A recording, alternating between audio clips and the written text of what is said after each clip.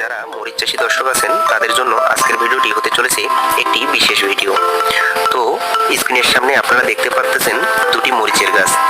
এই গাছটি হচ্ছে একটি হাইব্রিড গাছ, অর্থাৎ এর ফলন দেখতে অনেক সুন্দর এবং নিচ থেকে ডগা কুশি বের হয়ে একবারে সুন্দর একটি গাছ।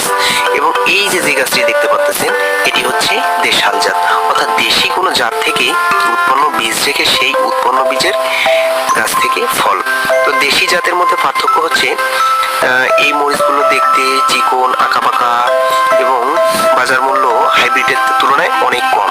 অর্থাৎ হাইব্রিড এবং দেশি দুটি মরিচকে যদি বাজারজাত করা যায় তাহলে অনায়াসেই হাইব্রিড মরিচটির বাজার অনেক বেশি পাওয়া যাবে এবং চাহিদাও সবসময়ের জন্য থাকবে। ক্রেতারা হাইব্রিড মরিচটির প্রতি আকৃষ্ট হয়ে এটিই ক্রয় করবে। তো আপনাদেরকে দেখানোর জন্য আজকের এই ভিডিও।